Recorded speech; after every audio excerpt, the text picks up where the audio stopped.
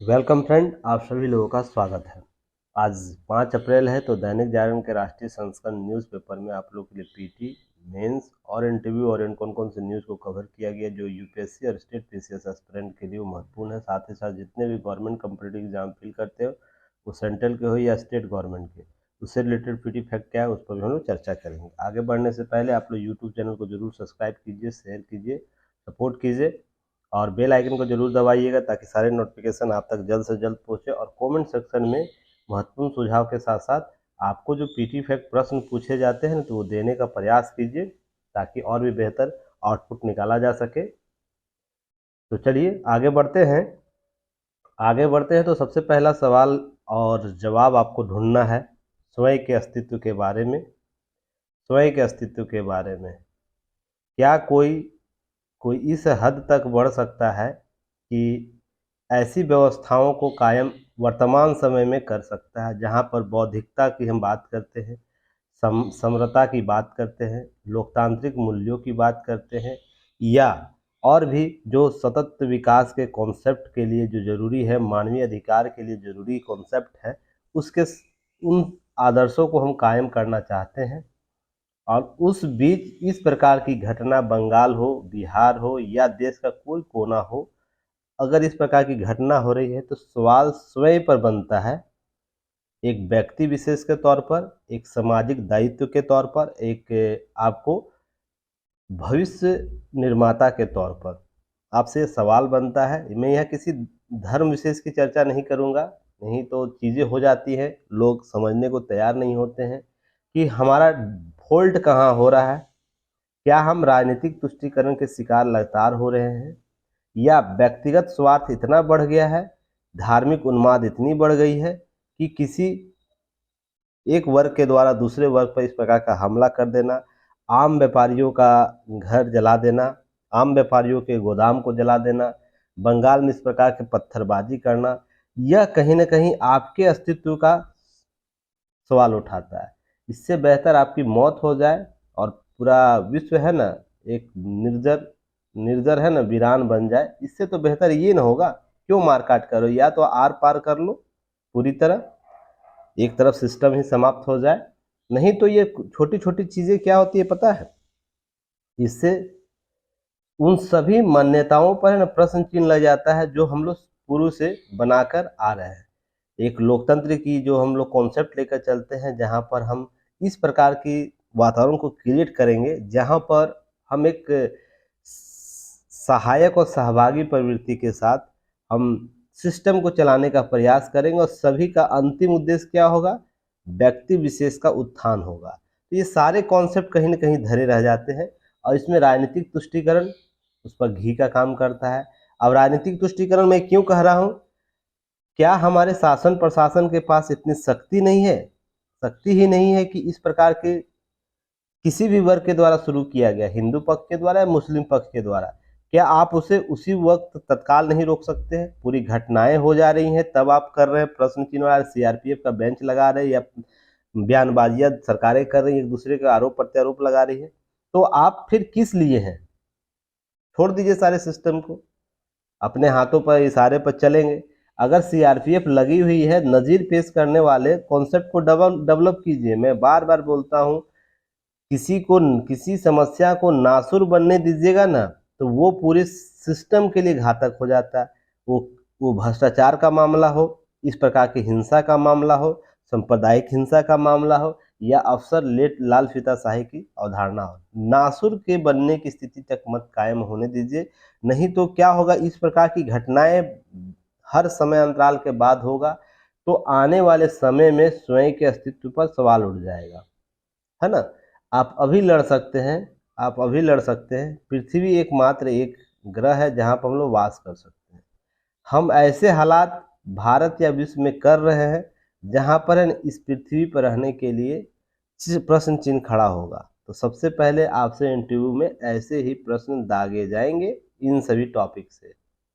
क्या संस्थाएं कमजोर हो चुकी है, पहला क्वेश्चन आएगा। क्या इस प्रकार की घटनाओं में राजनीतिक तुष्टीकरण देखने को मिलता है? क्या आप होते तो इस सिस्टम को कैसे मैंडेट करते हैं? कल 2 वीडियो मैंने देखा है जहाँ पर 2-3 वीडियो देखा है, जहाँ से इन सभी सवालों का जवाब आपको मिल जाएगा। बाकी कहानियाँ किताब में पढ़ते रह जाइएगा, मानवीय व्यवहार कायम नहीं कीजिएगा। वो किसी खास धर्म विशेष की मैं बात कर रहा हूँ। अगर हिंदू पक्ष अगर इसके लिए जिम्मेवार है तो नज़ीर पेश करने वाली सज़ा दीजिए कि आने वाली पुश्तें हैं ना, उनकी सोचनी पड़े कि हम इस प्रकार की हिंसा का बढ़ावा दें। वो किसी राज्य स्टेट की बात हो रही है, या मैं बंगाल की बात कर रहा हूँ, बिहार की बात कर रही है, या अन्य देश के किसी भी अन्य क्षेत्र में मुस्लिम पक्ष है, उनको भी नज़ीर पेश करने वाले सज़ा होनी चाहिए, जिसमें उनकी भी पुश्तें ये समझ में आए कि मैं क्या कॉन्सेप्ट लेकर चल रहा हूँ, ये क्यों होना चाहिए, नहीं होना चाहिए। मैं 2-3 वीडियो का यहाँ जिक्र करूँगा। एक है युवा है हिंदू पक्ष का, जो तलवार भांज के, बंदूक भांज के यह बातें करता है, हम हिंदू राष्ट्र को, कॉन्सेप्ट को डेवलप करेंगे, ठीक ना। एक मुस्लिम बच्चा है, मुझे उम्र में लग रहा था वो अंडर 18 होगा। उसका वीडियो होगा यूट्यूब पर, आप भी सर्च कर सकते हैं, इसमें कोई बड़ी बात नहीं। वो बोल रहा है कि जब ऐसी स्थिति आती है, इस प्रकार की स्थिति, तो हमारी कौमें है ना, जोड़ती नहीं है, स्वयं इकट्ठा हो जाते हैं जंग करने के लिए। इसका अर्थ समझ रहे हैं। और उसके बाद वो गजवाए हिंद की बात करता है। तो ये दोनों कॉन्सेप्ट जो है, अगर इस प्रकार से अगर धारणा से कायम करते हैं ना, तो पूरी दोनों कौम को है ना, दोनों कौमों को, दोनों एक धार्मिक को, एक पंथ जो है, उनको सोचने समझने की समय है। आज नहीं समझते हैं और आने वाले समय में नहीं समझते हैं, तो आपकी ही पुश्तें हैं ना, इसकी खामियाजा भुगतेगी। अब राजनीतिक इच्छा शक्ति में तुष्टिकरण क्यों कर रहा हूँ? मामला ऐसा है जहाँ पर बिहार में देख रहे होंगे कि पूरा सासाराम, नालंदा जल रहा है। वहाँ पर व्यापारियों के घर जल गए हैं, व्यापारियों के घरों को लूटपाट की गई है, दुकानों में, गोदामों में। और हमारा राज्य का मुख्यमंत्री इफ्तार पार्टी दे रहा है। इफ्तार पार्टी देना जरूरी है, मैं ये नहीं बोलता हूँ कि इफ्तार पार्टी नहीं देना है, पर किस समय दे रहे हैं, किस स्थिति में दे रहे हैं, यह इम्पोर्टेंट हो जाता है। जब ऐसा आप काम करिएगा तो दूसरे वर्ग के लोगों में आप पर शंका उठ जाएगा। यह अगर राजनीतिक पार्टियां करेगी और उसको आप कुछ भी नाम में रंग दीजिए कि मैं सहभागी करना चाहता हूँ, ये करना चाहता हूँ, आप इफ्तार पार्टी कुछ दिन के बाद दे देते। जब ये मामला ठंडा हो जाता, चीज़ों को सुलझाने के लिए दोनों पक्षों को बुला के कर लेते, ज़्यादा अच्छा कदम होता। पर जब आग जल रही हो ना, तो उसमें घी डालने का कार्य कभी नहीं करना चाहिए राजनीतिक पार्टियों के द्वारा, और ये हमेशा सभी दलों के द्वारा किया जाता रहा है। अब बंगाल के मामला में मैं बात करूं तो देखिए, यहाँ पर बंगाल के मुख्यमंत्री के द्वारा क्या कहा गया कि वह ममता बनर्जी ने, वह दंगाई को बचकर भाग नहीं पाएगा बंगाल से। ये बहुत अच्छी बात इनके द्वारा कहा। उनके तो दावा किया गया कि भाजपा बिहार से गुंडों को ला रही है। बिहार में गृह अमित शाह के बिहार के दंगा को उल्टा लटकाने वाले बयान पर भाजपा और बजरंग दल के उन गुंडों को क्यों नहीं उल्टा लटका दे रही है जो बंगाल में दंगा के संकट पैदा कर रहे हैं। तो आप किस लिए काम कर रहे हैं, यही आरोप प्रत्यारोप लगाइएगा कि कोई किसी का गुंडा है, और आपके पार्टी को अगर कोई कुछ बोलेगा तो आप उसमें चीज़ें पटरी उतरने लगेगी। तो यहाँ पर सबसे इम्पोर्टेंट पार्ट है, अगर आपको शक्ति दी गई है तो आप में सबसे इम्पोर्टेंट है शांति और व्यवस्था को कायम करना है। ये सबसे इम्पोर्टेंट पार्ट हो जाता है। और आपको ये यूपीएससी का जीएस पेपर 1 और 2 है, सांप्रदायिकता और आंतरिक सुरक्षा के प्रश्न में यही सब सवाल आपसे पूछे जाएंगे। तो इन सभी चीज़ों को आप थोड़ा सा क्या करना है,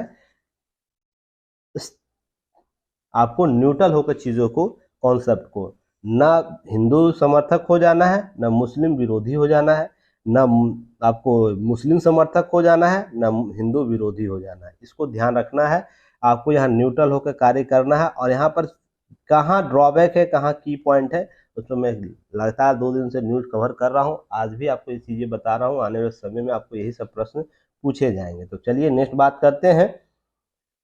अब देखिए, मन गढ़ंत नाम रख लेने से बदल नहीं जाएगी हकीकत। यह है यूपीएससी के जीएस पेपर 2 पड़ोस नीति और सुरक्षा के संदर्भ में आपको प्रश्न यहाँ से पूछे जा सकते हैं। यहाँ से बहुत से आपको प्रश्न क्रिएट किए जाएंगे, जहाँ पर भारत चीन के साथ रिश्ते के क्या कारण है, बदलती स्थितियाँ क्या है, भारत और चीन के बीच रिश्तों को सुधारने के कौन कौन से प्रयास किए गए हैं, और भी बहुत से ऐसे मुद्दे, हालिया घटनाक्रम आपसे पूछा जा सकता है। पड़ोस नीति आपसे पूछी जा सकती है, कौन से पड़ोस नीति का पालन करता है भारत।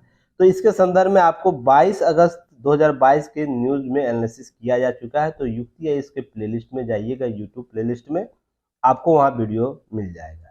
या तो जो पेड ग्रुप लिए हुए हैं उनको क्या करना, 22 अगस्त के की पॉइंट ऐप पर, युक्ति है इसके ऐप पर आपको क्या है, वहाँ पर आपको मिल जाएगा इसका की पॉइंट पेड ग्रुप का मेंबर को, तो आप उसका लाभ ले सकते हैं।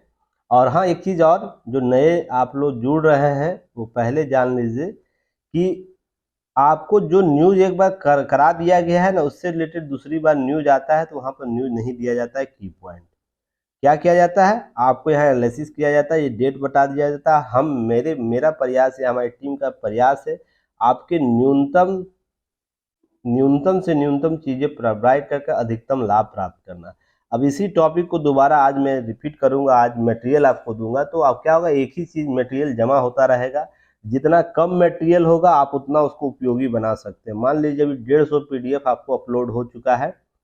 अगर ये 150 PDF को अगर लगातार आप रिवाइज करेंगे ना, तो विश्वास मानिए आपका कोई भी पेपर से रिलेटेड चीज़ें, करंट से रिलेटेड चीज़ें नहीं छूटेगा। अब यही मैं डेली करूं तो मान लीजिए नवंबर से लेकर, अभी मैं जुलाई से स्टार्ट किया हूं, तो जुलाई से लेकर आपको अप्रैल तक, नहीं तो कम से कम 500 से 600 PDF हो जाता, जो है ना आपके लिए उपयोगी नहीं होगा। फिर वही NCERT आपके पास पड़ी हुई, ऑथेंटिक बुक पड़ी हुई, इतनी मैगजीन आती है, फिर भी कितना आप लोग रिवाइज कर पाते, 1 से 2 बार। तो कम से कम यह प्रयास करना, जो चीज़ें मैं लेकर मोटो लेके चल रहा हूँ उसका सहयोगी बनिए और उसको उस नेचर से समझने का प्रयास कीजिए। चुपचाप जाके 22 अगस्त की चीज़ों को देखिएगा और अच्छे से उसको रिवाइज कीजिएगा। जितना बार रिवाइज कीजिएगा उतना ही कंठस्थ होता जाएगा आपके लिए और अच्छे तरीके से मेंस में उभर कर सामने आएगा। तो देखिए बात क्या हुआ है, अभी हाल ही में 11 स्थानों का चीन ने क्या किया, अरुणाचल प्रदेश के क्षेत्रों को चीन की सरकार ने नामकरण किया, जिसे भारत सरकार ने सिरे से खारिज कर दिया। ये लगातार करता है, ये 1-2 बार की घटना ये नहीं है। तो मैंने 22 तारीख के न्यूज एनालिसिस में आप लोगों को ये चीज़ समझाया था, बताया था। चीन को प्रतिद्वंदी करना, चीन का अगर हम खतरा मानते हैं तो 2-3 चीज़ें करनी जरूरत है। सबसे पहले तो क्या है, चीन ऐसा क्यों करता है बार बार, ये समझने की जरूरत है। दूसरी है, चीन इस प्रकार की हरकतें कर रहा है तो हमारे पास उसके लिए बैक रिस्पॉन्स क्या है, होना चाहिए। तीसरा, चीन हमारे लिए लगातार क्या बन रहा है, लगातार विरोधी स्वरूप में हमें, जिस प्रकार वो अपने आसपास के पड़ोसी, जैसे चीन अपना क्या करता है, वो चीन सागर में, दक्षिणी चीन सागर में जिस प्रकार से प्रतिरोधी चीज़ें डेवलप करता है, हड़पने की नीति करता है, वो लगातार ऐसे ही कर रहा है। तो उसके लिए हमारे पास क्या विकल्प होंगे, सभी की चर्चा आपको उस 22 तारीख के न्यूज एनालिसिस में किया जा चुका है। बस ध्यान यह रखना है 22 अगस्त वाले न्यूज में कि जो चीज़ें वहाँ कवर की गई है वहाँ से मैं अतिरिक्त यहाँ बता देता हूँ। तो ध्यान रखिएगा इन सभी मामलों में चीन, भारत को क्या चाहिए, भारत को है ना एक लॉबी क्रिएट करना चाहिए। क्या लॉबी क्रिएट करना चाहिए कि अगर आप इस प्रकार की घटनाओं को अंजाम देंगे तो हम बैकडोर पर आके चीज़ें नहीं करेंगे। अब वो समय नहीं रहा जहां पर हम सॉफ्ट नीति केवल अपना कर संस्थाओं को है ना डेवलप कर सकते। इसका एग्जाम्पल मैं अभी बताऊंगा आगे नाटो के संदर्भ में, ऐसा क्यों कहा जा रहा है। सॉफ्ट निर्णय लेकर ही चीज़ों को हम, है ना, पहले जब देश 1947 में आज़ाद हुआ था, सत्ता हस्तांतरण हुआ था, उसके बाद से लेकर कम से कम हमको 30 साल तक है ना सॉफ्ट पावर का यूज़ करना था ताकि हम सबल हो सके, मजबूत हो सके। पर जैसे ही 2000 के बाद पीरियड आया, उसके बाद परिस्थितियां बदलने लगी। अब हमें ना फ्रंट स्थिति पर आकर खड़ा होकर काम करना होगा। तो सबसे पहला विरोधी प्रतिरोधी चीन है, तो इसके लिए हमको फ्रंट लाइनर पर आकर चीज़ों को, अर्थात इस प्रकार कंडेम कभी भी करेगा तो हमें फ्रंट लाइनर पर उसे जवाब देने वाली स्थिति में होनी चाहिए कि ऐसा तुम किए हो ना, तो इसके लिए तुम्हें ना बहुत से खमियाजा भुगतोगे। कैसे खमियाजा भुगतोगे, हम लोग तो युद्ध करने की नीति में नहीं ना है पहले। इसके लिए आप संसाधनों का जो प्रयोग हो रहा है हमारे देश में उसको हम रोकेंगे। लगाइए बेन इन पर, देखिए कैसे वो चुप नहीं होता है। चीन की अर्थव्यवस्था अगर कमजोर हो जाए तो भारत पर कभी वो हमला नहीं करता। ये मैं बार बार बोल रहा हूँ ये चीजें आप लोगों को। क्यों? क्योंकि चीन का लगभग 80% जो आयात होता है ना, जो भी आयात भारत में होता है, जो चीनी गुड्स, उसका 80% हम लोग क्या कर रहे हैं, हम लोग नुकसान में है और वो प्रॉफिट में है, जिसका उपयोग हमारे लिए इस प्रकार की चीज़ों को करता है। और इधर बैन किया था, देखे थे बैन किया था तो लगभग दो ढाई, पहले तो 149 आइटमों को बैन किया गया था, फिर 265 हुआ, उसकी संख्या बढ़ती गई। चीन का कुछ भी बोली बोली निकला नहीं निकला, जान रहा है वो हम जहाँ इसको तूल देंगे तो भारत क्या करेगा, ये चीज़ें होगा। अब मैं आपको बताया था कि इंफ्रास्ट्रक्चर डेवलपमेंट के लिए जो मैन्युफैक्चरिंग इंफ्रास्ट्रक्चर डेवलपमेंट के लिए जो सरकार का प्रयोग किया गया, उसमें जो पैसे दिए गए उसको और बढ़ाई जाए, ताकि इंफ्रास्ट्रक्चर के मार्ग में डेवलप हो और जो हम लोग उसके लिए जो आर्थिक सहयोग उसको प्राप्त हो रहा है ना वो कमजोर हो। एक दूसरा है कि अब जो संस्थाओं में जो ये पाकिस्तान का मामला, चीन का मामला है, उसमें है ना हमें ना अंतर्राष्ट्रीय लॉबी क्रिएट करनी होगी, जो भारत को है ना प्रत्यक्ष रूप से इस प्रकार से समर्थन करे कि नहीं आप ये गलत कर रहे हो। यूएन जैसी संस्था पर मंच पर हमको क्या करना, अपनी सहभागिता को और मजबूत करने का प्रयास करना चाहिए, और साथ ही साथ हम इन मामलों में चीन को है ना त्वरित जवाब देने की प्रवृत्ति अपनाएं। ठीक है, आप नहीं करेंगे तो हम भी अब चीज़ों को अपना जो एलओसी है, अक्साई चीन है, उसको अपने नक्शे में दिखाएंगे, क्या करेंगे अक्साई चीन पर दावा करेंगे और उस पर हम बढ़ने का प्रयास करेंगे। ऐसे ही अरुणाचल प्रदेश में और भी हम अंदर तक जाएंगे। और साथ ही साथ एक सबसे इम्पोर्टेंट बात है, तिब्बत के मामले को है ना भारत को राजनीतिकरण करना चाहिए। जब देखिए एक कॉन्सेप्ट है, कोई हमारा सगा नहीं है, कोई हमारा विरोधी नहीं है, अंतर्राष्ट्रीय कॉन्सेप्ट ये चलता है। जब तक हमारे रिश्ते अच्छे हैं तो वो हमारे लिए अच्छा है, जब रिश्ते खराब है तो कोई हमारा अच्छा नहीं है। तो तिब्बत के मामले हम इतना सॉफ्ट क्यों है, जब हम दलाई लामा को अपने यहाँ स्थान दिए हुए हैं तो हम चीन के मामले में उनका है ना यूज कर सकते हैं। और साफ शब्दों में चीजें कही जाए तो अब हम सॉफ्ट पीछे के दरवाजे से कब तक इन सब चीजों को देखते रहेंगे। ये समय आ गया है कि तिब्बत के मामले को हम लोग अंतर्राष्ट्रीयकरण करें, उसके लिए बहुत सी चीजें हैं वो किया जा सकता है। अब चीन इसके लिए आरोप प्रत्यारोप लगाएगा तो हम इसे बार्गेनिंग सिस्टम पर लेकर आएंगे। अगर तुम नहीं करोगे, सब बाज नहीं करोगे, 11 स्थान 15 स्थान अक्साई चीन का मामला हो या अरुणाचल प्रदेश का मामला, तुम नहीं सुलझाओगे तो हम तुमको अंतर्राष्ट्रीय तौर पर आपका चीज़ों को उभारेंगे, तब पता चलेगा कि कैसे चीज़ों को सही किया जाता है। हमें कूटनीतिक तौर पर चीज़ों को सामने लाना होगा। ये सब चीज़ें हैं ना चीन के साथ के मामले में देखने होंगे और करने भी होंगे। नहीं तो इस प्रकार की वो घटना लगातार करेगा। भारत तो चलिए भूमि मार्ग से है ना, वो तो दक्षिणी चीन सागर में क्या करता है, दक्षिणी चीन सागर जो चीन यहाँ का क्षेत्र है, दक्षिणी चीन सागर में वो तो सारे भूमि क्षेत्र को अपना बोल देता है। तो वो उन देशों के द्वारा तो कुछ किया ही नहीं जा रहा, तो भारत किस संदर्भ में करेगा। तो ध्यान यह रखिएगा, यहाँ पर भारत को तिब्बती मामला को राजनीतिक करना चाहिए, अंतर्राष्ट्रीय पटल पर उसे जोर शोर से उछालना चाहिए। और दूसरा जो मैन्युफैक्चरिंग का जो पार्ट बोल रहा हूँ उसको और भी सशक्त तरीके से तीव्र करना चाहिए, ताकि आर्थिक सबलता जो हमें प्राप्त होता है, चीन को प्राप्त होता है हमारे मार्केट से, वो कहीं ना कहीं कमजोर हो। और स्थिति को समझने का प्रयास वो भी करे। ऐसा नहीं है कि चीज़ें वो क्यों करता है, क्योंकि उसके पास इतनी पैसे है, इतना चीज़ों को लेकर। अब भारतीय मार्केट को कभी छोड़ना नहीं चाहेगा कोई देश। अगर मैं अभी बात करूं कि अभी मैं अमेजन की बात करूं, गूगल की बात करूं, भारत इसका अल्टरट्यून ला दिया और इससे बोला कि तुम अमेजन भारत से बंद हो जाएगा, तो इसकी सारी छटपटाहट हो जाएगी अमेरिकी प्रशासन पर। बोलेगा जल्द भारत को बोलो कि मेरे लिए मार्केट खोले, क्योंकि विश्व का सबसे बड़ा उपभोक्ता देश भारत है, बनने जा रहा है कुछ ही वर्षों में। और इस भारत के जो उपभोक्ता है उसको डिमांडिंग प्रश्न है। यहाँ पर क्या है, न राष्ट्रवाद के कॉन्सेप्ट को लेकर चलता है लोग। अभी हम चाइना चाइना कर रहे हैं, अभी मान लीजिए चीन आक्रमण भी कर दिया तो यहाँ भारत के लगभग जितने भी मोबाइल उपभोक्ता है तो उसके 80% लोगों के पास चीनी मोबाइल होगा, चीनी आइटम्स होगा, घरों में आइटम होगा।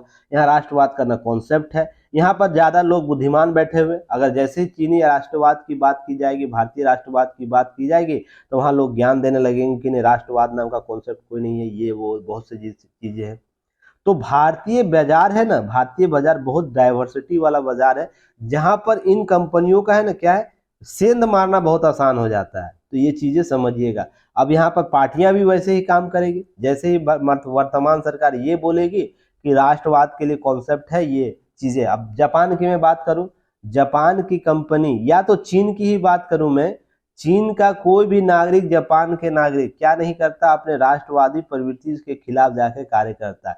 क्या हमसे कम पढ़े लिखे लोग यहाँ पर हैं, पर हमने क्या है थेथोलॉजी समझते हैं, थेथोलॉजी करना वो कॉन्सेप्ट हमारे यहाँ बहुत ज़्यादा है। ज्ञान की सीमाएं अति छोटा सा ज्ञान हो गया है तो क्या करिएगा, उसके लिए टेक्नोलॉजी सिस्टम डेवलप करता है, ये गलत है ये सही है, तो ये चीज़ को समझने की जरूरत है। आगे नेक्स्ट बात हम लोग करेंगे भूटान नरेश के बारे में। आपको लास्ट न्यूज़ कवर किया गया, अभी समझौते के बारे में बहुत सी चीज़ें आएगी, मदद किया, भारत 5 तरह से मदद करेगा, इसे नोट डाउन कर लीजिएगा। उसकी पंचवर्षीय योजना में ज़्यादा वित्तीय मदद देगा। एक दूसरा, कृषि उत्पादों के निर्यात को बढ़ाने में दी जाएगी सहूलियत, अर्थात कृषि उत्पादों पर कार्य करेगा। भूटान और भारत के बीच सीधा रेल लिंक अर्थात कोकरा झार और गेल्फू ग्रुप तक बनाएगा, रेल यातायात सुविधा लिंक देगा। साथ ही साथ जय गांव के नज़दीक दोनों देशों सीमा में पहला इंटीग्रेटेड चेक पोस्ट बनाया जाएगा। तो इसका नाम याद रखिएगा, ये प्रश्न आपसे पूछा जाएगा।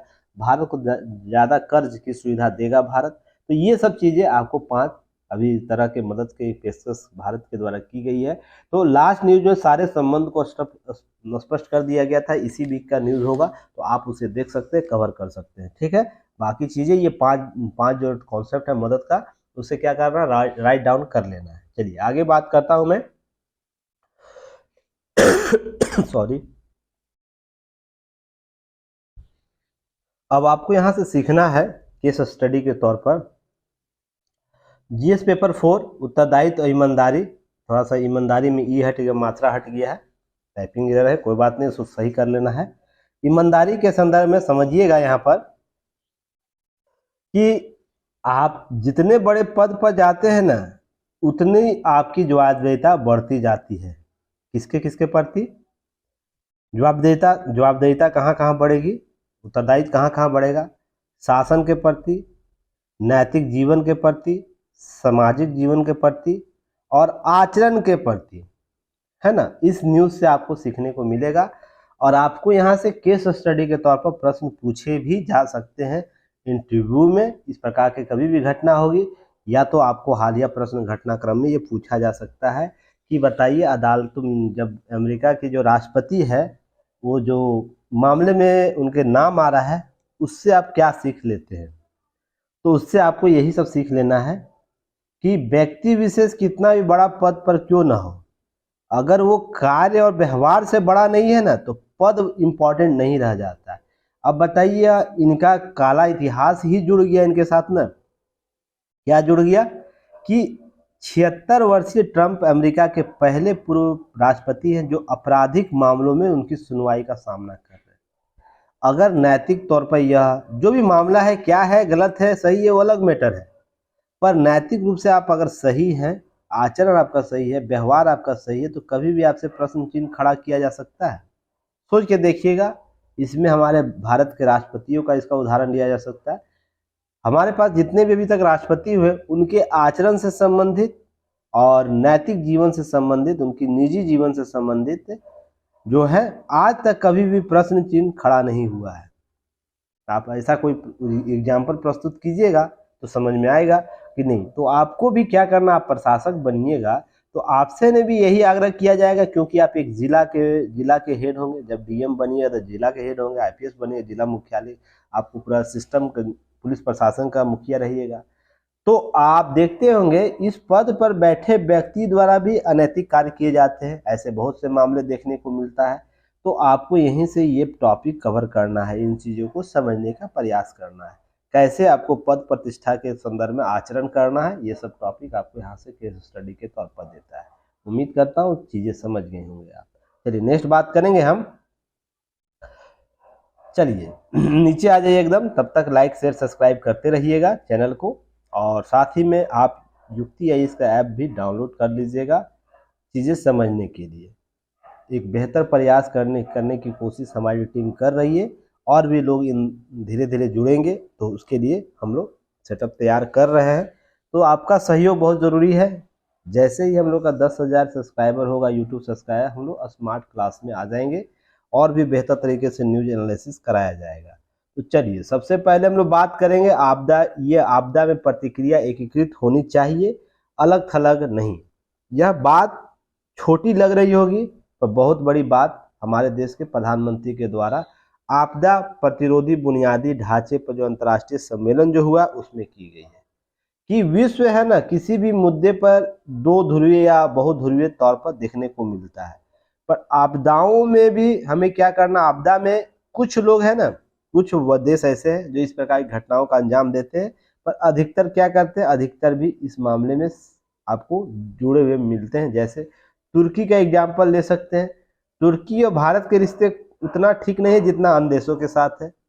हालांकि राजनीतिक स्तर पर ये सब चीजें होती है, व्यक्तिगत स्तर पर तो सभी एक दूसरे की इज्जत करते ही हैं, पर राजनीतिक तौर पर हम बात करें तो रिश्ते बेहतर नहीं है, राजनीतिक स्तर सही नहीं है। फिर भी भारत ने आपदा में क्या किया, सहयोग किया, क्योंकि दायित्व एक नाम का चीज है ना, वसुधैव कुटुंबकम जैसा कॉन्सेप्ट भी तो भारत देता है, इसलिए यह जरूरी हो जाता है। इसे समझने के लिए जरूरत है। तो देखिए बैठक हुई है और यह आपको यूपीएससी के जीएस पेपर 3 में आपदा प्रबंधन के टॉपिक में कवर करेगा। स्टेट पीसीएस वाले स्टूडेंट अपने अपने जीएस से यह टैली कर लेंगे ये टॉपिक को, ठीक ना। और ध्यान रखिएगा इन सभी मामलों से आपको क्या क्या सीखना है।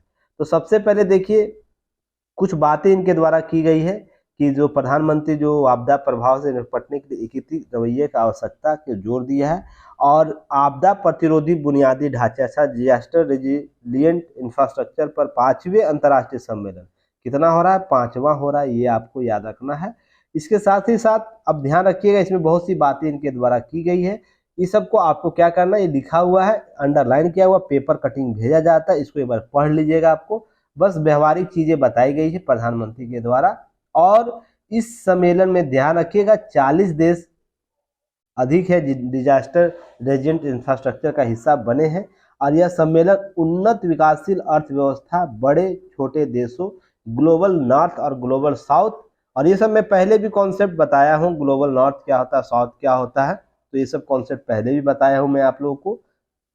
कितने लोगों को याद है कमेंट सेक्शन में बताइएगा। तो क्वेश्चन के तौर पर ग्लोबल साउथ क्या होता है, ग्लोबल नॉर्थ क्या होता है, इसकी चर्चा में मैंने की है, तो कितने लोगों को याद है थोड़ा मैं भी देख लूं, क्योंकि केवल मेरे तरफ से पढ़ा देने मात्र से थोड़ी हो जाएगा सिलेक्शन, आपको बार बार रिवाइज करना होगा। और ये सब कोई ऐसा कॉन्सेप्ट नहीं है जो मैंने आप लोगों को पहले के वीडियो में नहीं कवर किया होगा। अगर आपको लगता है अभी भी शेष है तो उस कमेंट सेक्शन में कमेंट डालिएगा कि हाँ ये टॉपिक रह गया है, इसमें नहीं मैंने नहीं बताया है। तो चलिए अब देखते हैं, बात करते हैं इसके की नोट्स के संदर्भ में। चलिए डिजास्टर रेजिलेंट जो इंफ्रास्ट्रक्चर से CDRI जिसे बोला जाता है, इसमें ध्यान रखिएगा वर्ष 2019 में संयुक्त राष्ट्र जलवायु शिखर सम्मेलन आपको न्यूयॉर्क में लॉन्च किया गया था, याद रखिएगा इसको। यह इसका मुख्यालय कहाँ, नई दिल्ली। तो याद रखिएगा नोट में कि भारत है ना, 2 अंतर्राष्ट्रीय संगठनों का मुख्यालय भारत में, एक किसका है, मेन मुख्यालय की बात हो रही, एक अंतर्राष्ट्रीय सौर संगठन का गुड़गांव में, दूसरा इस संगठन का आपको आपदा प्रबंधन के संदर्भ में जो है नई दिल्ली में इसका मुख्यालय, जिसका नेतृत्व भारत के संदर्भ में होता है। तो इसे नोट करके याद रखिएगा।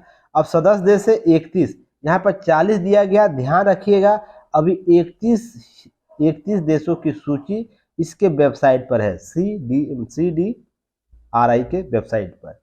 तो अभी हम लोग 31 ही समझेंगे, जब तक रजिस्टर करके उसे अपडेट नहीं कर दिया जाता, पर आपको 40 ऑप्शन आएगा तो मान लेना है, क्योंकि प्रधानमंत्री के द्वारा किया गया तो वक्तव्य सही रहता है। जब तक रजिस्टर नहीं होगा तब तक 31 को ही चलिए देखिएगा, जब हो जाएगा नाम कौन कौन और जुड़े हैं 9 लोग, तो उसको हम लोग देख लेंगे। फिलहाल उस वेबसाइट पर 31 देशों की सूची है, 6 अंतर्राष्ट्रीय संगठन है और 2 निजी क्षेत्र के संगठन है। ओ सॉरी,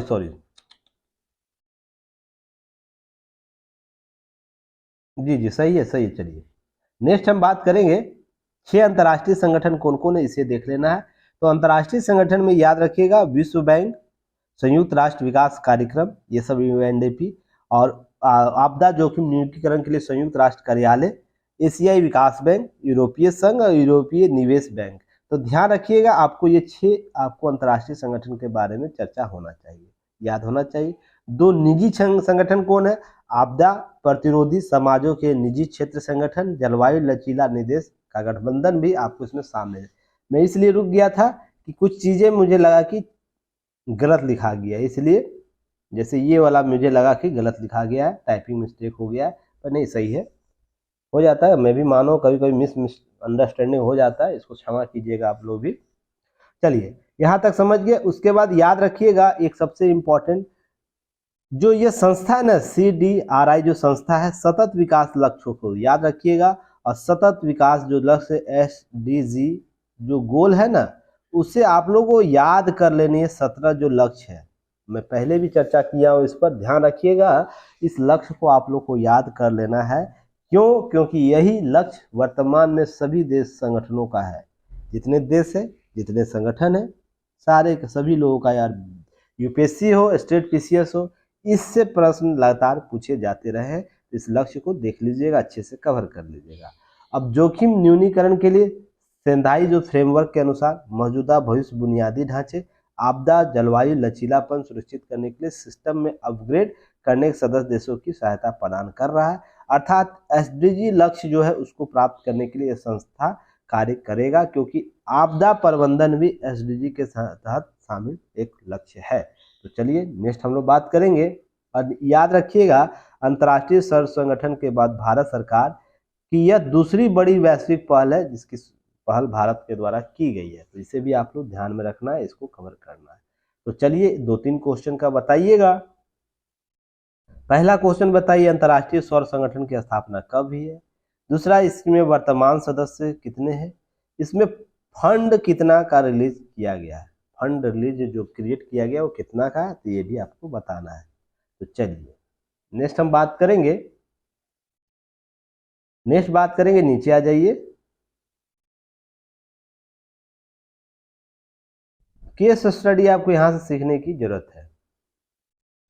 हिमाचल पेपर लीक कर्मचारी चयन आयोग के पूर्व सचिव गिरफ्तार किए गए। देश के अधिकतर राज्यों में पेपर लीक एक बहुत बड़ी समस्या है। जहां पर मैंने हाल ही में राजस्थान के CM जो हैं उनके द्वारा एक ट्वीट कर वीडियो बनाया गया था, क्या कि कुछ भाजपा शासित प्रदेश है, वहां पर पेपर लीक ज़्यादा होता है, ठीक है ना। तो मैंने उनको बोला था कि बिहार का, झारखंड और बंगाल का पेपर लीक मामला भी थोड़ा सा जवाबदेहिता के साथ अगर बता देते तो स्वच्छ राजनीति की कामना की जा सकती थी। तो यहाँ पर देखिए, मैं हमेशा बोलता हूँ केस स्टडी क्यों इतना इम्पोर्टेंट हो जाता है। यहाँ पर 2-3 चीज़ें आपको सीखने को जरूर मिल जाता है। एक, जो भी मामला है उसमें लोगों का विचार क्या है, लोग कहने का मतलब सरकार का विचार क्या है, अन्य सरकारों की विचार क्या है, ये चीज़ें आपको समझ में आता है। दायित्व और उत्तरदायित्व का जो कॉन्सेप्ट है, कितने हद तक सरकारें पूरा करती है। तीसरा, आपको यह भी समझ में आता है कि इससे पूर्वगामी चीज़ें क्या सीख पा रहे हैं।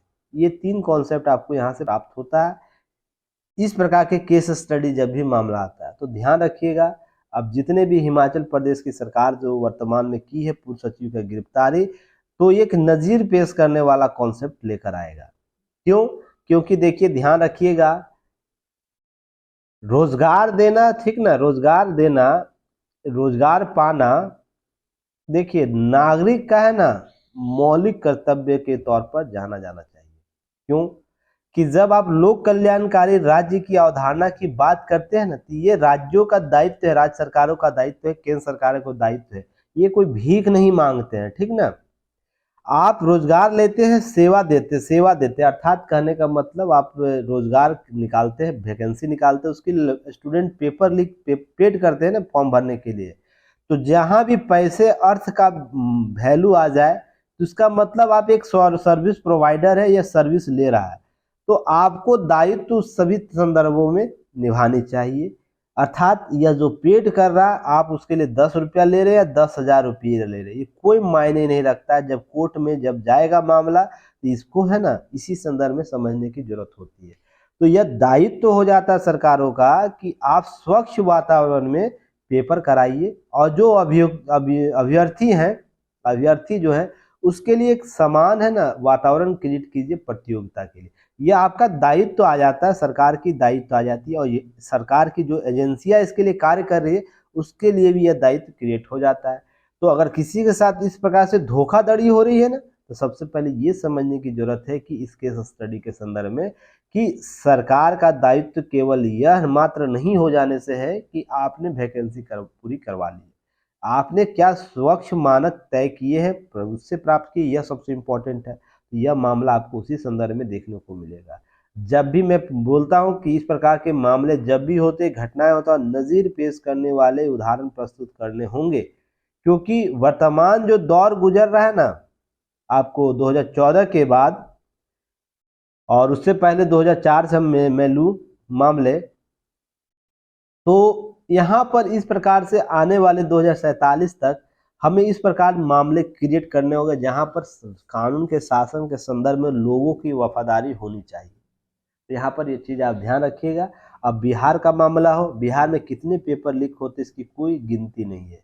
यूपी का मामला हो या बंगाल का मामला, झारखंड का मामला हो, झारखंड में तो झारखंड का स्टूडेंट को ही पता है कि किस तरीके से वो एग्ज़ाम फेस कर रहे हैं, अपनी रोजगार प्राप्त करने के लिए जिद्दोजहद कर रहे हैं। बिहार में टीचर्स का पेपर मामला हो, सचिवालय मामला हो, सभी जगह यह चीज़ें देखने को मिले। बंगाल में अभी हाल ही में सीबीआई जांच चल रही है। तो ये सब चीज़ें हैं ना, केवल कानूनी तौर तरीके से आपको चीज़ों को समझने और समझाने की आवश्यकता बढ़ जाएगी। तो यहाँ ध्यान रखिए, केस स्टडी के तौर पर आप उसे यूज कर सकते हैं, देख सकते हैं। आज आपको ये क्या करना है, इसके सारे डाटे को है ना क्या करना, राइट डाउन कर लेना है और ग्रुप बना हुआ युक्ति है इसके ऐप पर, आप वहां पर सेंड कीजिएगा पीडीएफ अपना, ठीक ना। अब पीडीएफ कैसे सेंड होता है, देखिए ग्रुप में बना होगा एक नीचे बॉक्स, यहाँ पिन का मैसेज होगा, पिन कीजिएगा। जैसे ही फाइल डॉक्यूमेंट आपको सेलेक्ट करने का आएगा और वहां से फाइल सेंड कर दीजिएगा, जो भी फाइल होगा, फाइल में नाम लिख लीजिएगा तो फाइल सेव हो जाएगा आपकी जगह पर और उसके भेज दीजिएगा। जहाँ पर मैं रिव्यू कर लूँगा कुछ एरर डाटा को, उसके बाद आप लोग को शेयर कर दूंगा ग्रुप में, ताकि आप लोग उसका है ना उत्तर अच्छे तरीके से कर लीजिए। यहाँ पे क्या करना है, डाटा को है ना आपको डायग्राम पाई चार्ट के रूप में यूज बनाना है, ठीक ना, ताकि इसका बेहतर उपयोग किया जा सके और यह आपको आने वाले 1 साल तक है ना काम देगा कि कैसी न्यायिक व्यवस्था हमारे शासन प्रशासन में, पुलिस प्रशासन क्या है, सभी की चर्चा यहाँ पर की गई है। तो यहाँ पर याद रखिएगा, इंडिया जस्टिस रिपोर्ट जो है 2022 जारी की गई है, जिसमें कर्नाटक अव्वल राज्य है जहाँ पर न्याय तक पहुँचने के मामले सबसे अधिक है। तो यहाँ पर आंकड़े दिए गए हैं, प्रति व्यक्ति आंकड़े दिए गए हैं, सालाना कितनी खर्च होती है, प्रति व्यक्ति सालाना खर्च। नालसा संगठन, पहले भी नालसा और पर बात की जा चुकी है, तो आप लोग जाके वो वीडियो देख लीजिएगा, कवर हो जाएगा। चलिए, उसके बाद प्रति व्यक्ति कैदी पर औसत खर्च आंध्र प्रदेश सबसे ऊपर करता है, कितना करता है, औसत कितना कैदी पर खर्चा होता है, 38,000 खर्चा होता है सालाना, ध्यान रखिएगा। 43 रुपये सालाना प्रति व्यक्ति खर्च जेलों के लिए होता है। ये सब आंकड़े दिए गए हैं। पुलिसकर्मी की बात की जाए, महिला पुलिस भर्ती की बात की जाए, तो याद रखिएगा यहाँ पर दिया गया है, इसे भी कवर कर लेना है। अब कोटे का हम बात करें तो मात्र कर्नाटक पुलिस ही एकमात्र ऐसा पुलिस प्रशासन है जहाँ पर सभी कोटे के अभ्यर्थी शामिल है, जिसमें SC ST OBC कोटे के अनुरूप भर्तियां की गई है। न्यायिक व्यवस्था सब ऑर्डिनेंस जिला अदालत के स्तर पर किसी भी राज्य में कोटे के अनुरूप नियुक्तियां नहीं है, कहीं कम है तो कहीं है ही नहीं। ये सब आंकड़े को याद रखना है, कवर कर लेना। महिलाओं के लिए यहाँ पर दिया गया है, तो महिलाओं का भी आंकड़ा आपको कवर करना है। यहाँ पर देखिए, न्याय तक पहुंचे शीर्ष राज्य कौन है, कर्नाटक के अतिरिक्त कौन कौन है, तमिलनाडु है, तेलंगाना, आंध्र प्रदेश और गुजरात है।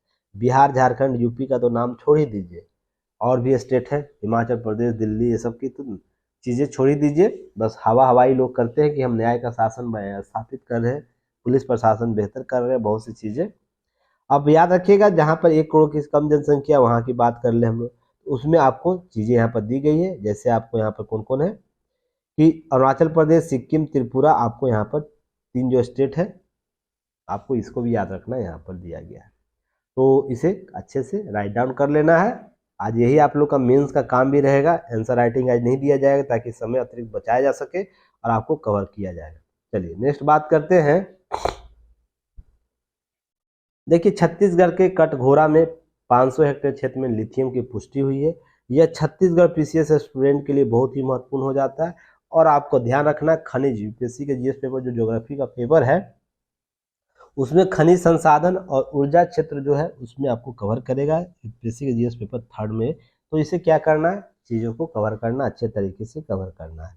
तो ध्यान रखिएगा, लिथियम क्या होता है, लिथियम नॉन फेरल, जो फेरस मेटल कहा जाता है जिसे, यह सबसे हल्के धातु के रूप में भी जाना जाता है। इसका उपयोग मोबाइल, लैपटॉप, इलेक्ट्रॉनिक वाहनों, बैटरी, अन्य बड़ी छोटी बैटरी बनाने में किया जाता है।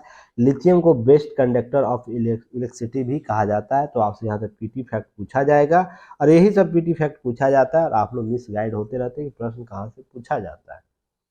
ध्यान रखिएगा 96% लिथियम विदेश से आयात किया जाता है वर्तमान में। जम्मू कश्मीर के बाद दूसरा राज्य छत्तीसगढ़ है, जहां पर जम्मू कश्मीर में हाल ही में 58 लाख टन भंडार की पुष्टि की गई। लिथियम के लिए देश निर्भरता चीन पर है, ऑस्ट्रेलिया पर है, चिली पर है। तो हम लोग वहां से आयात करते हैं। इन सब चीज़ों को आंकड़ों को कवर करना है। छत्तीसगढ़ में क्या क्या अन्न उत्पाद प्राप्त होते हैं, खनिज प्राप्त होते हैं, उसको थोड़ा सा एक बार देख लेना छत्तीसगढ़ पीसीएस के जो स्टूडेंट है उनको। बाकी यूपीएससी और अदर स्टेट वाले को क्या करना, इस आंकड़ा को यहाँ से याद रखना कहाँ प्राप्त हुआ है। छत्तीसगढ़ में आपको प्राप्त हुआ। ये सब प्रश्न स्टेट पीसीएस के वनडे एग्जाम में प्रश्न पूछे जाते हैं। तो कहाँ पर, कटघोरा में, अंबिकापुर में। अंबिकापुर हमेशा नाम लेता हूँ, मैं यहाँ गया भी हूँ। वहाँ पर जो अपशिष्ट प्रबंधन का जो मॉडल है उसको देखने के लिए गया भी हूँ, विजिट भी किया हूँ। तो ये सब चीज़ों को थोड़ा सा आप लोगों को कवर करना है, देखना है। तो वहाँ पर प्राप्त हुआ है और ध्यान रखिएगा इन सब चीज़ों को। आपको ये टॉपिक आपको अदर स्टेट वाले को या यूपीएससी वाले स्टेट को ये पर्सन कवर कर लेना है। चलिए नेक्स्ट हम लोग आगे बात करते हैं।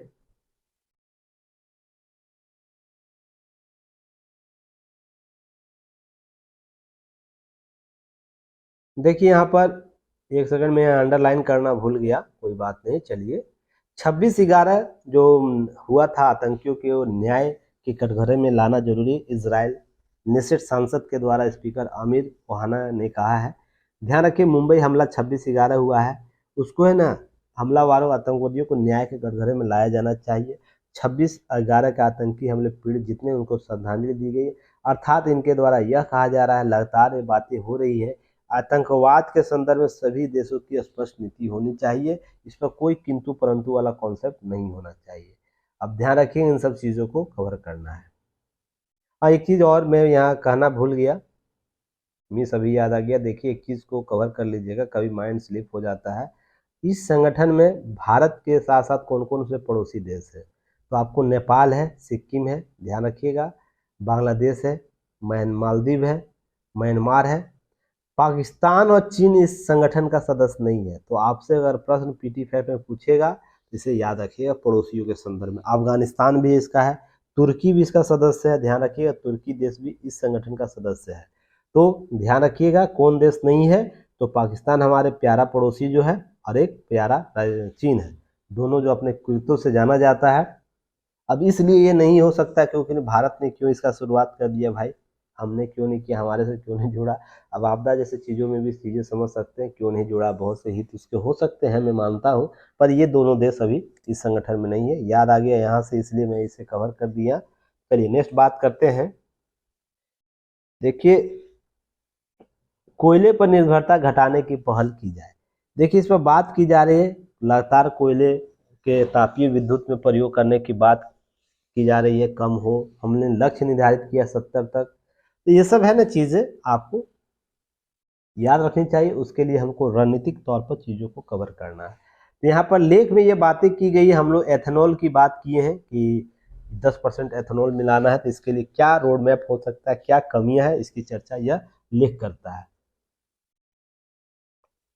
पराली की एक समस्या है, उससे हम किस रूप से निपटान कर सकते हैं, इसके बारे में चर्चा की गई है। तो ध्यान रखिएगा जलवायु परिवर्तन से संबंधित लक्ष्य जैसे नेट जीरो हासिल करने के लिए जरूरी है कि तेल और कोयला आधारित तापीय बिजली घरों पर निर्भरता घटाई जाए, अर्थात थर्मल पावर प्लांट जिसे हम लोग कहते हैं, जिसमें हम लोग अभी बिजली सबसे अधिक प्राप्त होता है, उसकी बात की जा रही है। बायोमास और पराली का ईंधन के तौर पर इस्तेमाल बढ़ाने से संबंधित है।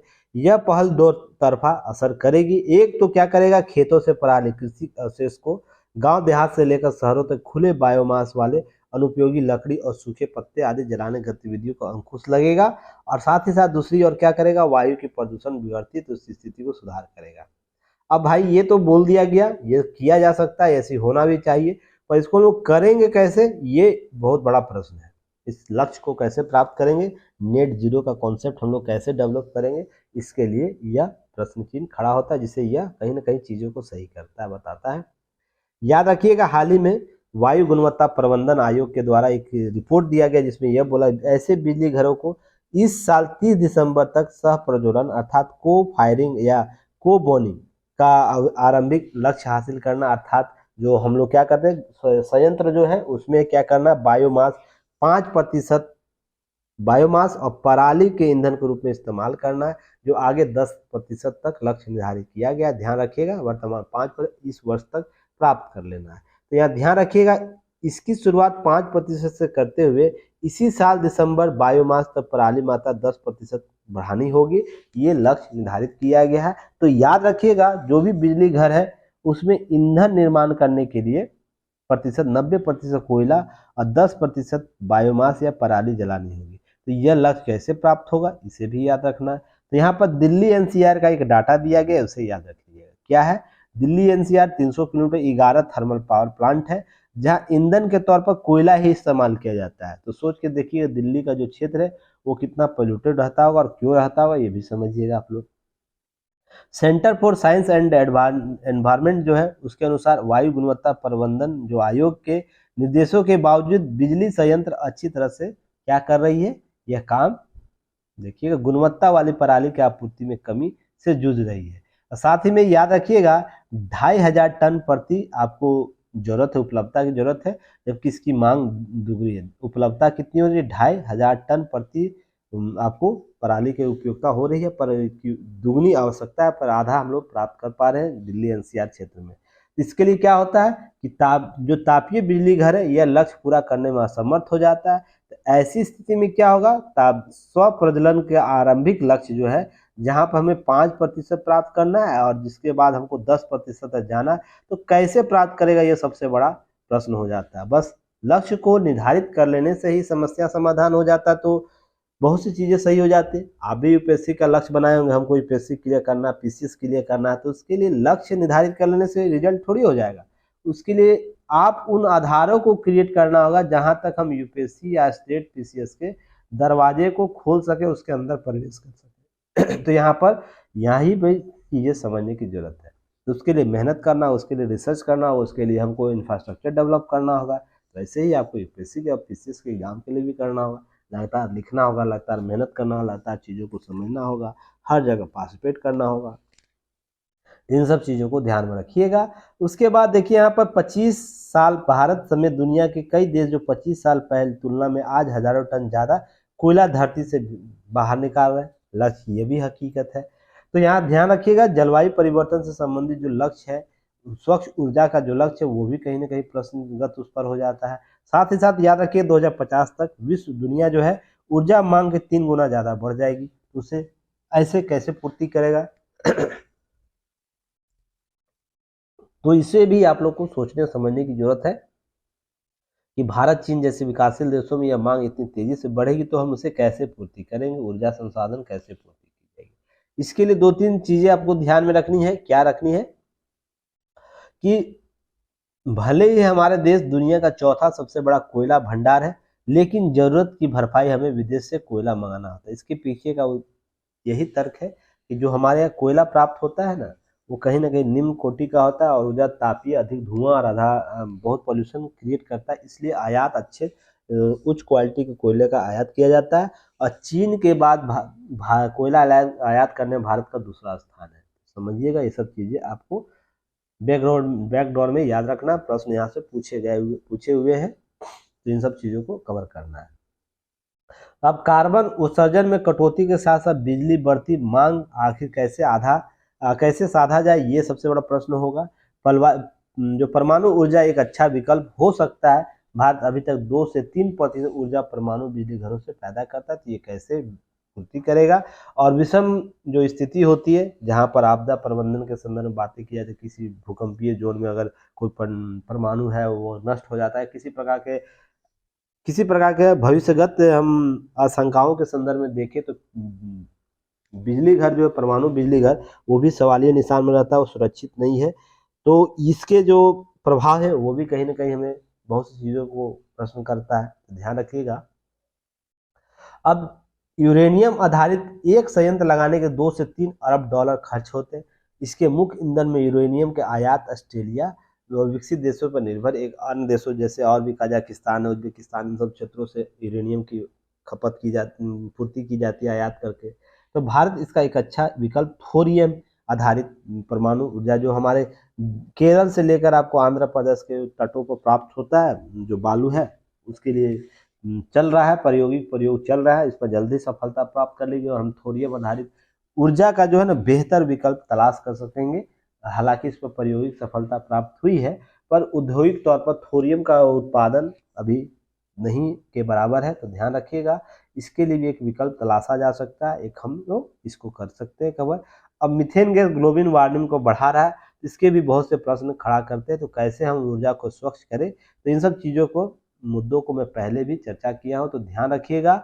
अब एक चीज़ यहाँ पर ध्यान रखिएगा, पराली जलाने के दौरान प्रदूषण कितना फैलता है, लेवल 20 गुना बढ़ जाता है। दावा किया गया हर साल पीक सीजन में पंजाब और हरियाणा से लगभग 35 मिलियन टन पराली जलाई जाती है, जो एनसीआर क्षेत्र में हमेशा धुंध वाला, कोहरे वाला धुंध जो होता है, कवर किया, पोल्यूटेड होता है। इस पर मैं पहले भी न्यूज़ चर्चा किया हूँ, आप लोगों को याद होगा, पता होगा क्या क्या मैं कॉन्सेप्ट दिया था आप लोगों को।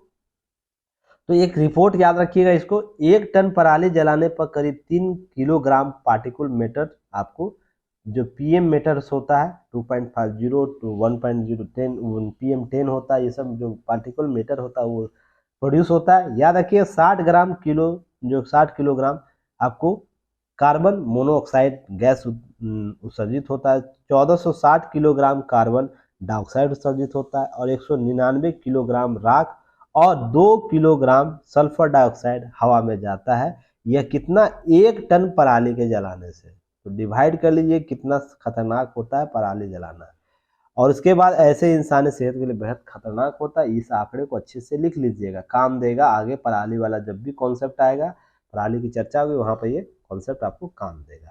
अब आगे हम लोग चर्चा करेंगे, आगे है कि नहीं मुझे देखिए, हाँ नाटो के बारे में एक है, बहुत इंपॉर्टेंट न्यूज़ है, इसको कवर कर लेना है। देखिए फिनलैंड बना नाटो का नया सदस्य बनने के अग्रसर पर है, हालांकि औपचारिक तौर पर संगठन का सदस्य बन गया है, ठीक ना। ध्यान रखिएगा, यह न्यूज मैं पहले आपको 22 मई 2022 के न्यूज एनालिसिस में किया हूँ, की पॉइंट आपको मिल जाएगा नाटो वाला में। हालांकि मैंने यहाँ पर चर्चा कर दिया हूँ की पॉइंट के बारे में, ध्यान रखिएगा यहाँ पर। अब यह फिनलैंड जब सदस्य बना नाटो का, तो रूस के लिए इतना सिर दर्द क्यों है, तो ध्यान रखिएगा सिर दर्द इसलिए कि इसकी साझा भूमि ज़्यादा अब है ना रूस से मिलेगी, तो ध्यान रखिएगा, इसके लिए आपको ये चीज़ें कवर करनी है। तो ध्यान रखिएगा क्या है कि अब है ना 1340 किलोमीटर की सीमा रूस के साथ नाटो सदस्य देश के साथ आपको करता है। तो इसमें क्या हो जाएगा, कुल बढ़कर ये क्या हो जाएगा, कुल बढ़कर आपको 2500 किलोमीटर नाटो देशों का और रूस के साथ देशों का सीमा हो जाएगा। 1340 तो फिनलैंड ही करता है, अब उसके अतिरिक्त 1200 के आसपास अन्य नाटो के अन्य देश जो है वो भी करते हैं। तो कुल क्या हुआ, रूसीय सेना है उसमें क्या होगा, लगभग 2500 किलोमीटर के नाटो देशों का सीमा साझा होगा। तो अब रूस के लिए बहुत बड़ा खतरा हो गया है, तो रूस इसके लिए छटपटाएगा और बात प्रतिरोध करेगा, इस बातें आएगी। तो ये धमकी भी दे चुका है रूस इस मामले में, रूस ने फिनलैंड नाटो सदस्य देने की चेतावनी भी दे दिया है, और ये खतरा होगा, सामरिक रणनीति दोनों के लिए अच्छी सुरक्षा सुनिश्चित करने जवाब कार्रवाई करेगा। तो बातें ये सब की गई है। अब याद रखिएगा नाटो क्या है, पहले फिनलैंड अमेरिका और रूस के बीच गुटनिरपेक्ष नीति का पालन कर रहा था, एक सवालिया निशान हो जाएगा। मैंने आप लोग को क्या अभी बोला था कि हम कब तक सॉफ्ट नीति का पावर करेंगे, वैश्विक तौर पर चीज़ें बदल रही हैं, तो सॉफ्ट नीति क्या उपयोगी होगा। तो आपसे यहाँ इंटरव्यू में यहीं से प्रश्न पूछेगा, अगर इंटरव्यू में आप जा रहे हैं इस साल कहीं भी जा रहे हैं, यूपीएससी, स्टेट पीसीएस, किसी भी जगह जाइएगा, ये आपसे सवाल जरूर पूछा जाएगा कि फिनलैंड के शामिल होते ही यूरोप में नार्डिक देश है गुटनिरपेक्ष नीति का अंत हो गया। वहां आपको रूस से फिनलैंड की चेतावनी दे रहा है। इसके संदर्भ में आप क्या गुटनिरपेक्ष जो कॉन्सेप्ट है, क्या वो समाप्ति की स्थिति में है या इसके अन्य आयाम भी उभर कर सामने आए हैं। तो जो भी गुटनिरपेक्ष देश के सदस्य देश हैं उनके लिए सबसे बड़ा सवाल होता है कि विषम परिस्थिति में जो दो ध्रुवीय देश विश्व बदल रहा है, पूरा विश्व 2 ध्रुव में जा रहा है, एक रूस के तरफ एक अमेरिका के तरफ, उसमें जो गुटनिरपेक्ष देश के द्वारा जो कॉन्सेप्ट लाया गया उसकी औचित्य क्या अब रह गया है। जब सभी देश नाटो में या तो रूस से समर्थित चीज़ों को लेकर बढ़ेंगे तो आप क्या कर रहे हैं, यह सबसे बड़ा सवाल निशान हो जाएगा। तो इसे समझने की जरूरत होगी। यहाँ पर प्रश्न आपको कवर किया जाएगा। यूक्रेन की कोशिश थी, देखिए 2008 में, एक सेकेंड, नाटो में ना 2008 में रूस यूक्रेन जो है भविष्य में हिस्सा बन सकता है, 2008 में स्पष्ट किया था। 2014 के बाद रूस जब क्रीमिया से अलग किया गया, याद रखिएगा, तब ही यूक्रेन ने नाटो में शामिल होने अपनी प्राथमिकता में शामिल कर लिया था। यह यूक्रेन भी शामिल है, ध्यान रखिएगा। यहाँ पर बातें, अब चीजें चल रही हैं यूक्रेन के बारे में भी। अब हम इसके कुछ कुछ देखिए, यहाँ पर दिया हुआ है किस वर्ष में कितने देश जुड़े हैं, यहाँ डाटा दिया गया है और आपको की नोट्स में कवर किया। कम से कम सारा याद नहीं रखिए तो 2-3 देशों का नाम तो याद जरूर रखिए। 2009 के बाद कौन कौन बना है, तो इसमें आपको यहाँ पर दिया गया है अल्बानिया, क्रोएशिया, मोंटेनेग्रो, उत्तर मैसेडोनिया। अब 22 में बना है तो यूक्रेन भी शामिल होने की पुष्टि किया है, तो ये सब चीजें आपको ध्यान रखना है।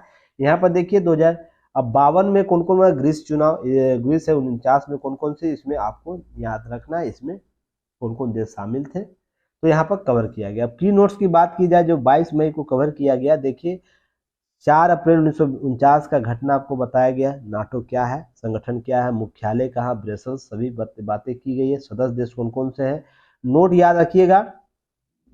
नाटो यूरोप और उत्तरी अमेरिका के देशों के मध्य एक सैन्य गठबंधन है, तो इसके संदर्भ में चीजें याद रखिएगा। वैश्विक तौर पर यह नहीं है, यह क्या है, यूरोप और उत्तरी अमेरिका, जो उत्तरी अमेरिका देख रहे हैं ना कि दक्षिणी अमेरिका का, ना अफ्रीका का, ध्यान रखिएगा।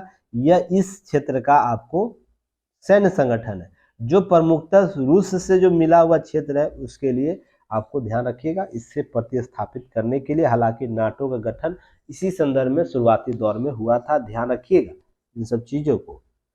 जब है इसके बाद सामूहिक रक्षा सिद्धांत क्या है, नाटो का अनुच्छेद 5 क्या है, इस पर चर्चा की जा चुकी है। इसे भी आप लोग की नोट जाके 22 आपको मई के नोट्स में देख लीजिएगा। हाल में क्या क्या किए गए हैं सैनिक कार्रवाई, नाटो का हालिया अभियान कौन कौन हुआ उसकी भी चर्चा की गई है। नाटो का हालिया अभियान अफगानिस्तान में गैर युद्ध मिशन का नेतृत्व हो, या सुरक्षा बल, अंतर्राष्ट्रीय सुरक्षा बल की बात की जाए, या कोसोवो फोर्स की बात की जाए, उसकी बात की जाए, या तो फिर प्रशिक्षण मिशन की बात की जाए, NMI की बात की जाए, नाटो सी गार्जियन समुद्री अभियान की बात की जाए, ये सब हाल के घटनाक्रम है। ये सब क्या हुए, स्काई नाटो स्काई पुलिस क्या है, इसकी भी चर्चा आपको की गई है। और मैसेडोनिया नई पीढ़ी की क्या है, इसकी भी बात की गई है। और हमारे टेलीग्राम चैनल से जुड़ने के लिए आपको युक्तियाँ इस टाइप कीजिएगा, टेलीग्राम चैनल पर आप हमसे जुड़ सकते हैं, प्राप्त कर सकते हैं। हादसा प्रबंधन कमान प्रणाली क्या है, इस पर भी चर्चा की जा चुकी है। तो सभी पर आपको नाटो भारत का क्या है, तो नाटो सदस्य देश तो नहीं है, ध्यान रखिए, नाटो का सदस्य देश भारत नहीं है। तो इसके संदर्भ में बहुत सी चीज़ें आपको दिन मैंने कवर किया था, बताया था क्यों नहीं है। कॉन्सेप्ट मैंने उस दिन गुटनी पेज का भी दिया था, तो आपको 22 मई का न्यूज जाके देख लेना, बाकी कहानियाँ आपको नहीं है। तो चलिए फिर एक कल न्यूज एनालिसिस, नए न्यूज एनालिसिस के साथ मिलेंगे हम लोग। तब तक के लिए आप लोग सपोर्ट कीजिए युक्ति आयुष को और विजडम एजुकेशन को। धन्यवाद, जय हिंद।